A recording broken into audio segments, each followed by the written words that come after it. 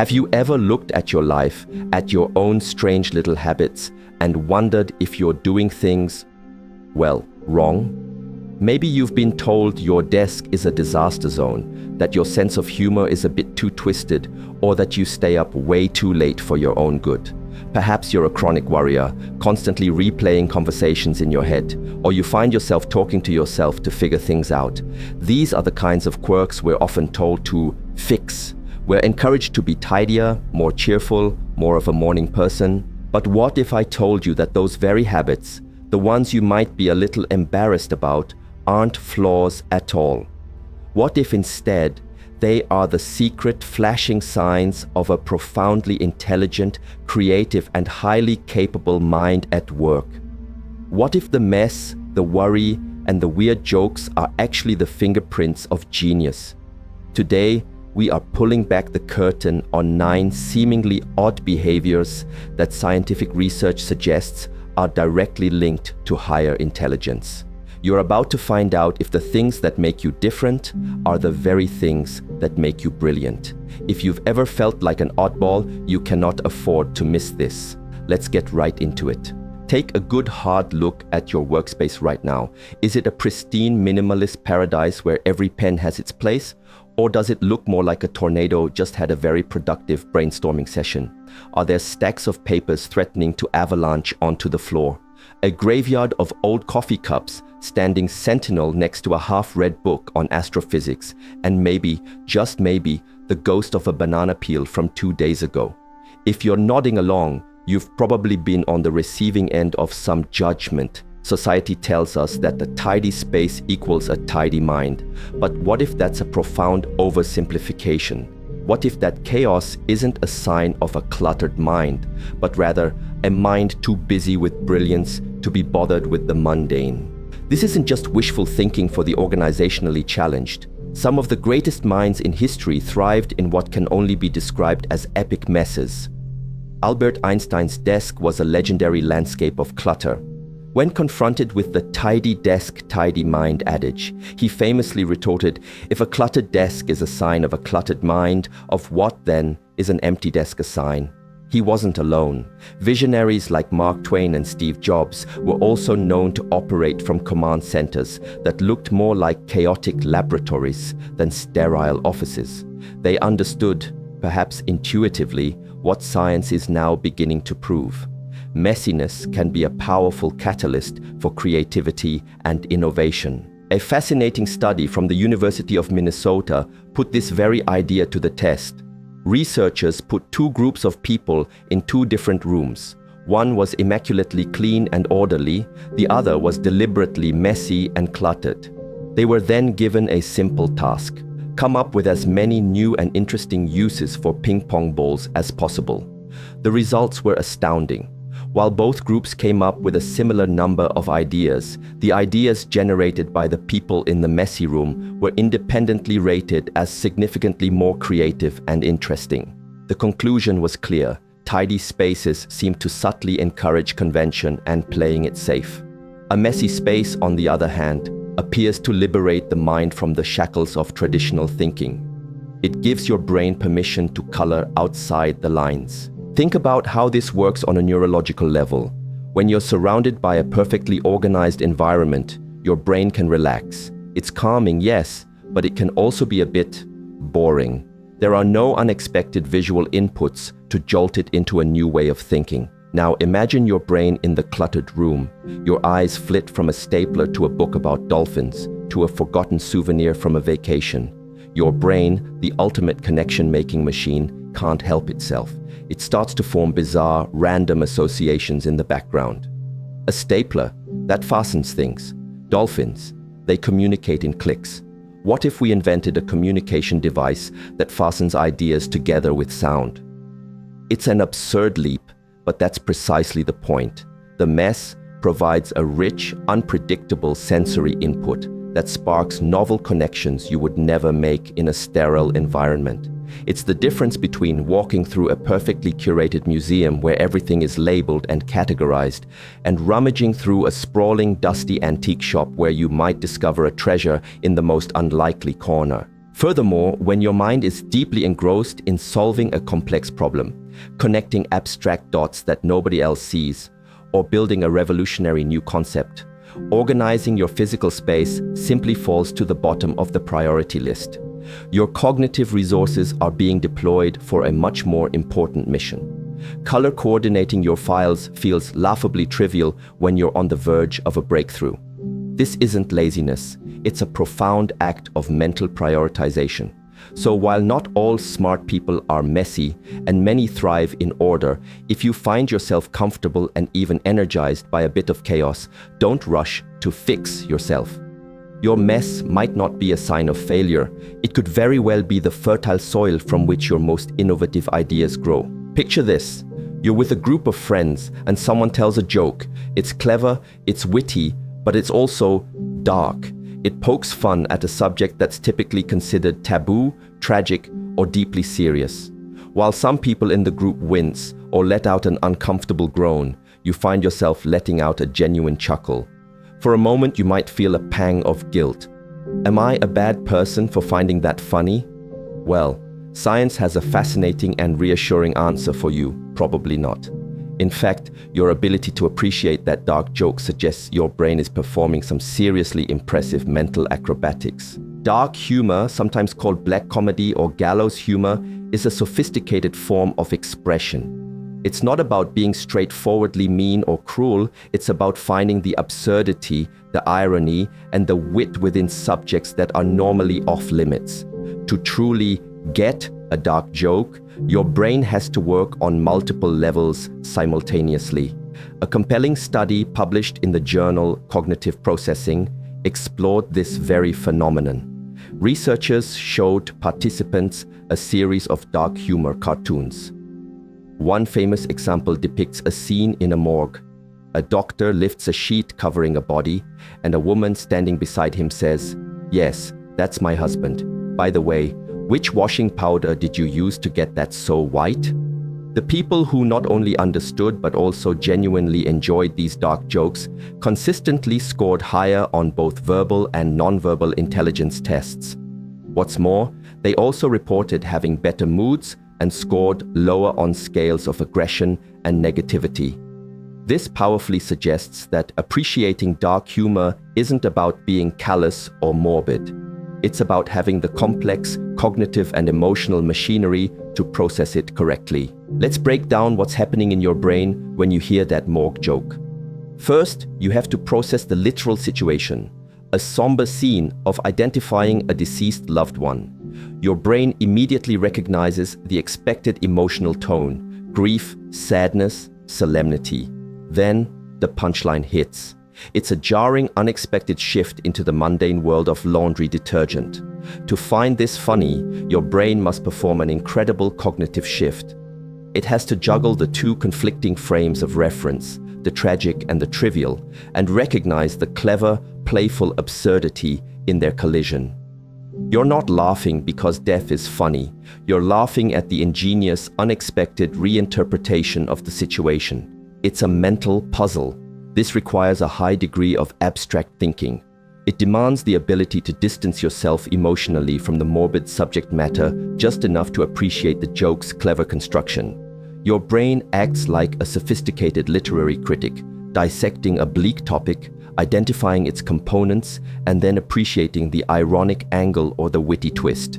This mental gymnastics, holding multiple contradictory ideas in your head at once and finding the humor in their clash, is a hallmark of higher cognitive function. So, the next time you find yourself chuckling at a joke that makes others squirm, don't question your character. Instead, give your brain a little credit. It's not just being dark, it's demonstrating its power to navigate complex emotional and intellectual territory, finding light and wit in the most unexpected of corners.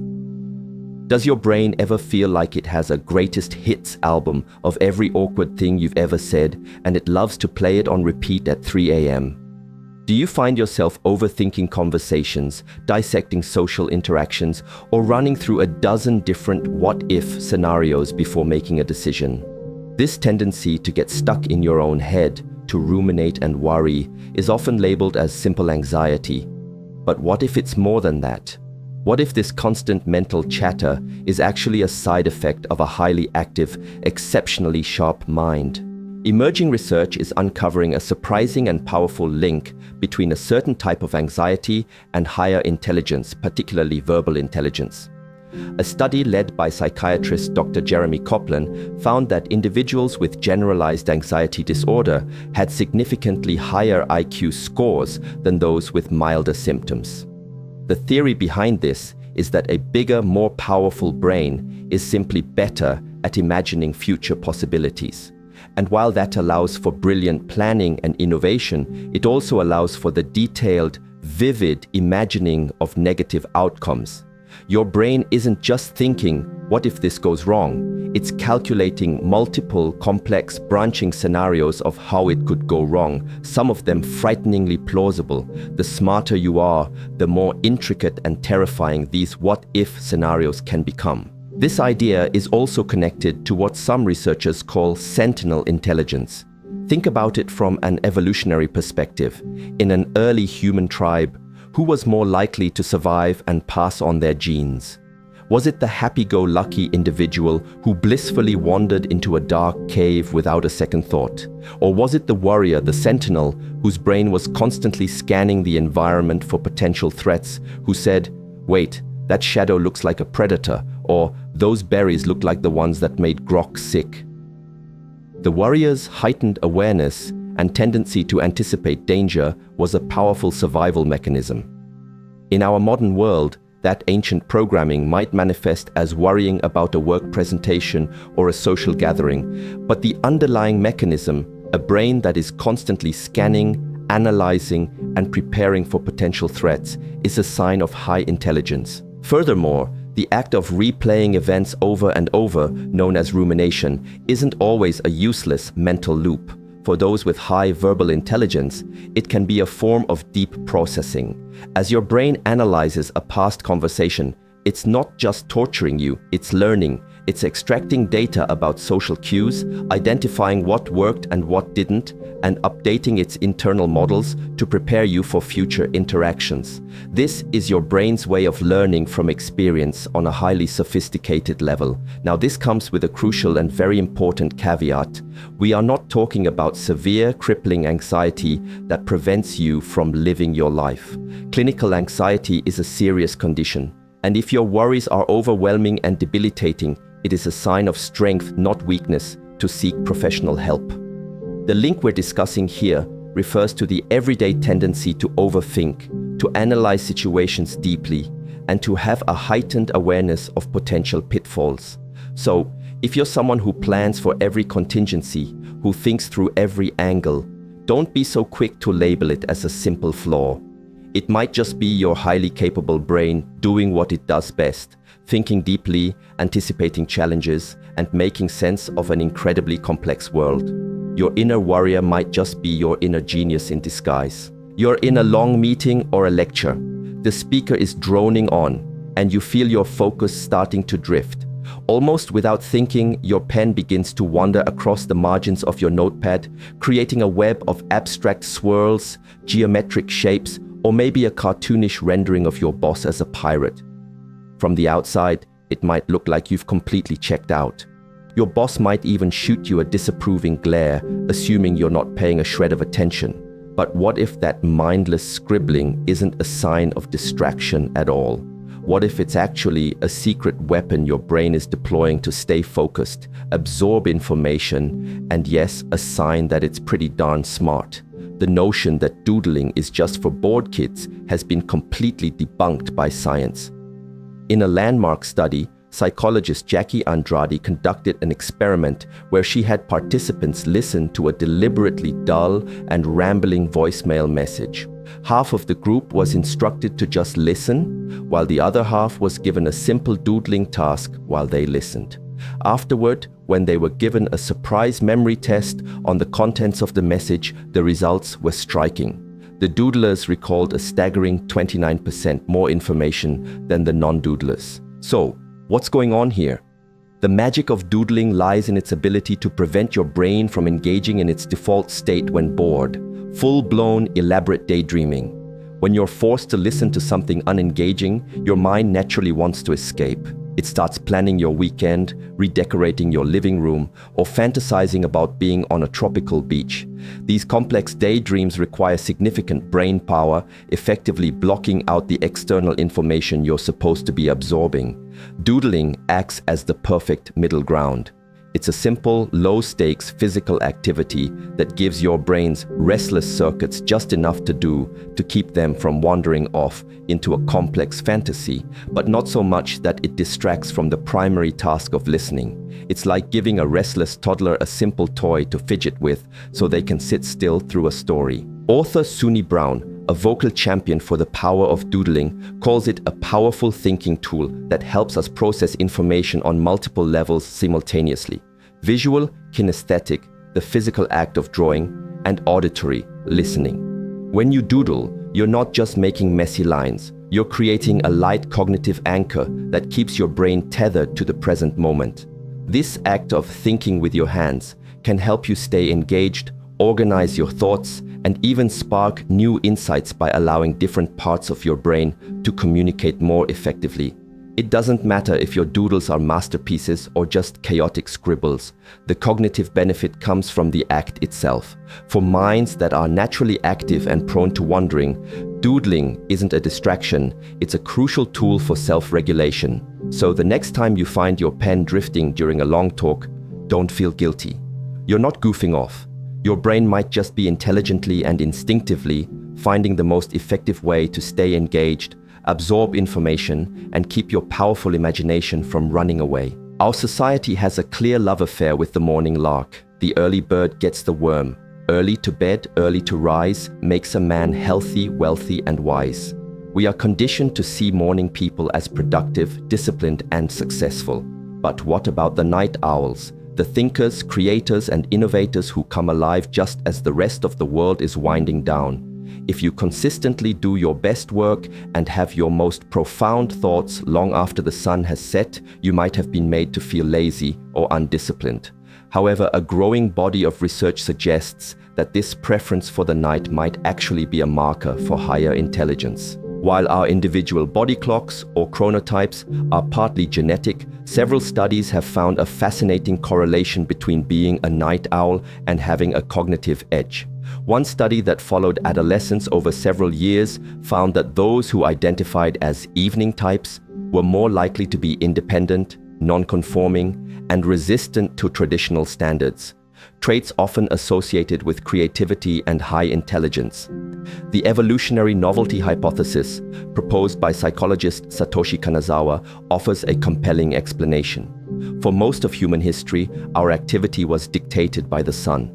Being active at night after the invention of artificial light is an evolutionarily novel behavior. The theory argues that more intelligent individuals are often drawn to and are better at adapting to such new and novel situations.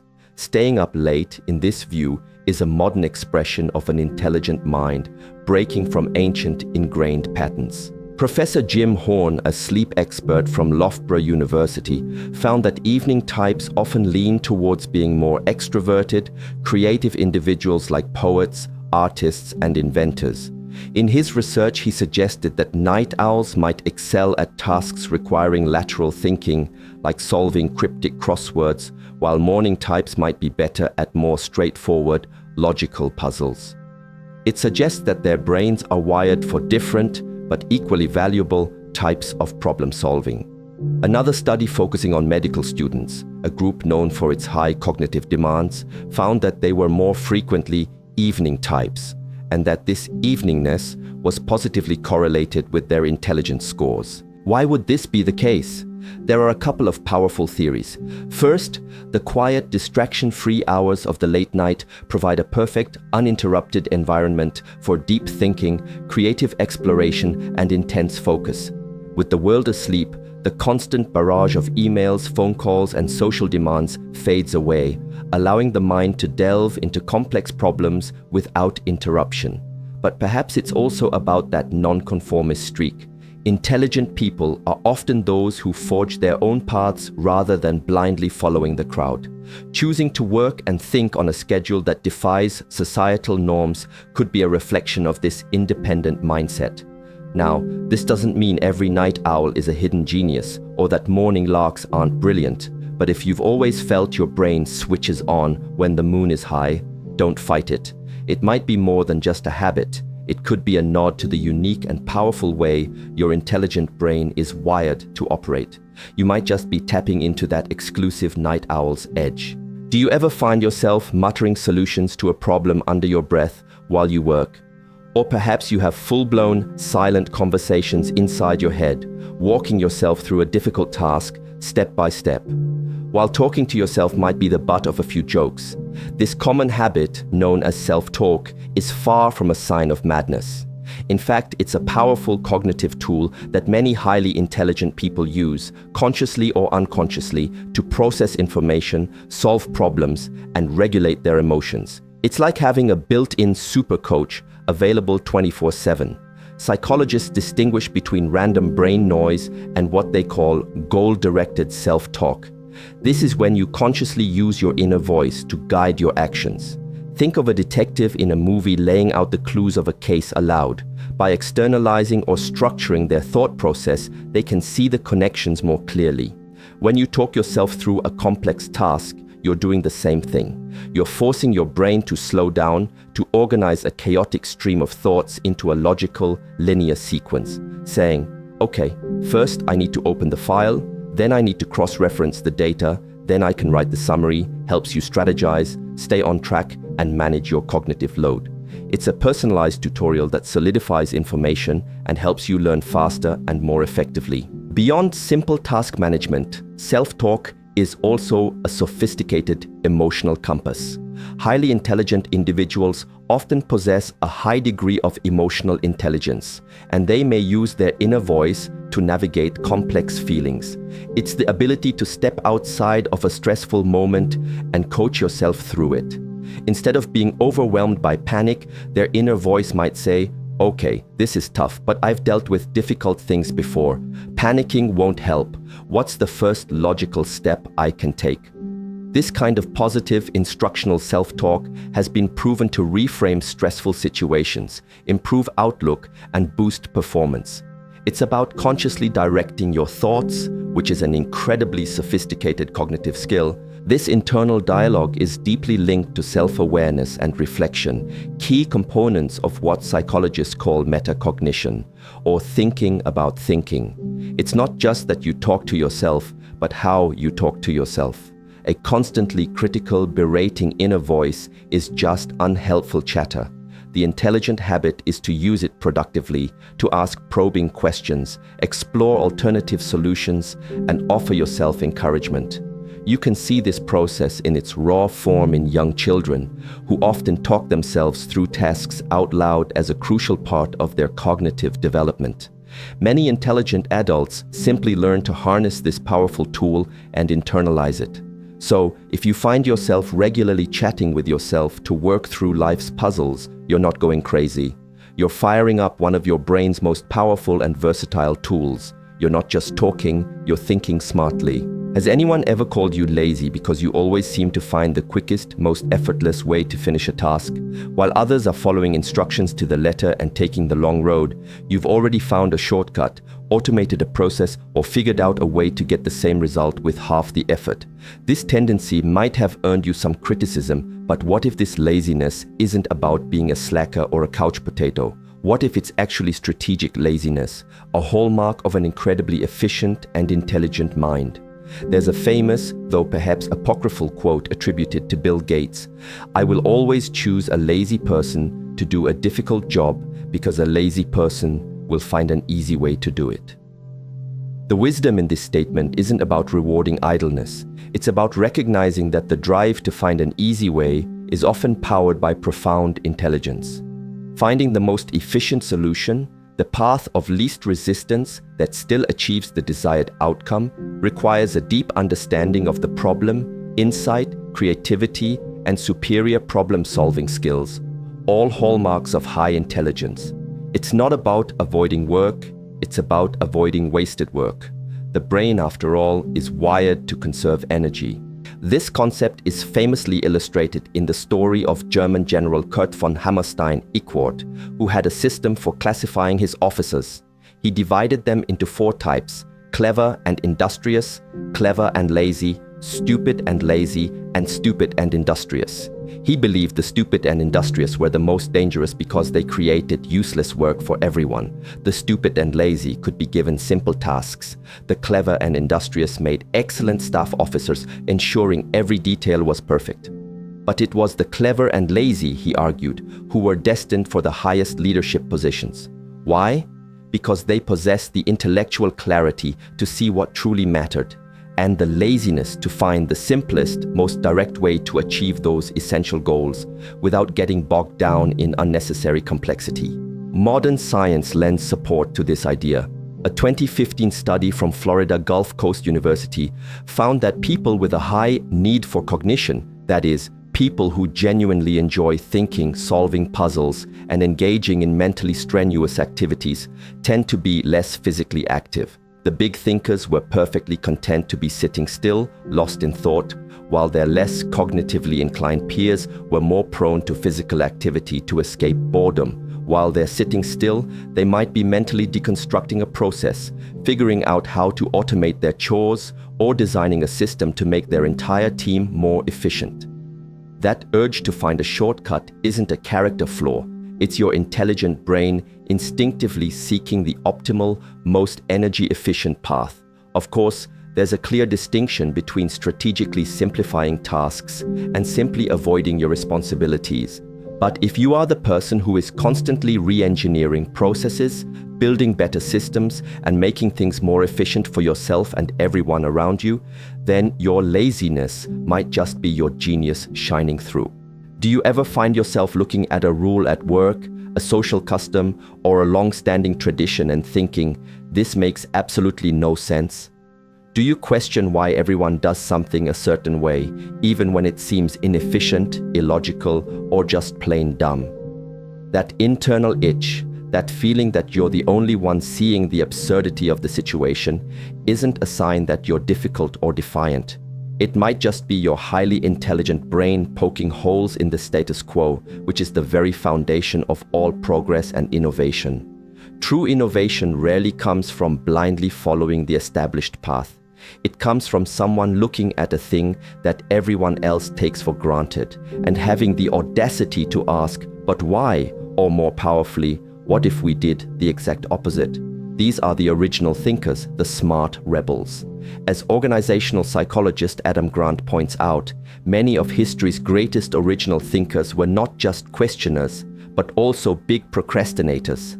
That delay wasn't laziness, it was a deliberate or unconscious incubation period, giving their minds the time and space to diverge from the first, most obvious idea and land on something truly creative and groundbreaking. Society, by its very nature, often dislikes having its norms questioned. It's uncomfortable and disruptive. The story of Dr. Ignaz Semmelweis is a tragic and powerful example. In the 1840s, Semmelweis was a doctor in a Vienna hospital who was horrified by the number of women dying from childbed fever after giving birth. He noticed a stark pattern. The death rate in the clinic run by doctors was 5 times higher than in the clinic run by midwives. He obsessed over the difference until he had a breakthrough realization. The doctors were going directly from performing autopsies in the morgue to delivering babies without properly washing their hands. He proposed a simple, radical solution, a hand-washing policy using a chlorinated lime solution. The results were immediate and miraculous. The death rate plummeted by over 90%. But how did the medical community react to this life-saving discovery? They ridiculed him. They were insulted by the suggestion that their gentlemen's hands could be unclean and carry death. They were too attached to their established norms and their own status to accept a truth that now seems painfully obvious. They destroyed his career and he died in an asylum. Years later, Louis Pasteur's germ theory would prove him spectacularly right. Semmelweis was not just a rebel, he was an intelligent observer who saw a pattern everyone else was blind to. When you question a norm, it means your brain is not passively accepting the world as it is presented. It is actively processing it, looking for inconsistencies, recognizing hidden patterns, and imagining different realities. It's the ability to think, this could be better. Highly intelligent people have a deep-seated need to understand why things are the way they are. And if there isn't a good, logical reason, their minds naturally start to consider how to change them. This isn't about breaking rules for the sake of it. It's a constructive discontent, a desire to improve, to solve, and to truly understand. So if you're the one always asking why or thinking there has to be a better way, embrace it. That might just be your highly intelligent rebel brain at work. Your crazy idea could be the next breakthrough. Have you ever spotted a friend in a massive crowd, not by their face, but just by the unique rhythm of their walk? Do you sometimes know what your partner or parent is about to say before the words even leave their mouth? Or maybe you can listen to just 3 notes of a song and instantly identify it, perhaps even remembering exactly where you were when you first heard it. This isn't magic, and it isn't a psychic power. This is your brain operating as a master detective, and its primary tool is one of the most powerful indicators of high intelligence: pattern recognition. Scientists consider pattern recognition to be a core superpower of the human brain. It's the fundamental ability to scan the world for hidden connections, underlying structures, and recurring clues. Your brain is a relentless, insatiable, code-breaking machine. This ability operates on every level of your life. It's how you can understand someone speaking with a thick accent you've never heard before. Your brain isn't hearing every word perfectly, but it's filling in the gaps based on the learned patterns of language. It's how a seasoned mechanic can diagnose a car's problem just by the sound of the engine, or how a doctor can spot a rare disease from a collection of seemingly unrelated symptoms. They are seeing a pattern that is invisible to the untrained eye. This skill is especially powerful in the social and emotional realms. You might be able to tell when a friend is lying, not because of what they say, but because you subconsciously detect a tiny, almost imperceptible shift in their vocal tone or a flicker in their micro-expressions. You know a loved one is upset despite their bright smile because you are decoding a complex emotional pattern that most people miss. This incredible pattern spotting ability is what truly makes humans so smart. Every second of your life, your brain is taking in a massive, overwhelming flood of sensory information. Its primary job is to sort through that chaos, find the important stuff, and connect new information to the vast library of patterns you've already learned. This is precisely how you learn new skills quickly and solve novel problems. The famous aha moment is often the instant your brain finally clicks a new piece of information into a pre-existing or emerging pattern. Our ancestors relied on this for their very survival. Recognizing the pattern of tracks that signaled a dangerous predator versus a food source, or the leaf pattern of a poisonous plant versus a medicinal one, was a matter of life and death. Your brain is so obsessed with this process that it sometimes goes into overdrive, seeing patterns even where they don't exist, a phenomenon called apophenia. This is why we see faces in the clouds or hear hidden messages in music played backward. But this overzealousness is just a side effect of an incredibly powerful and essential system.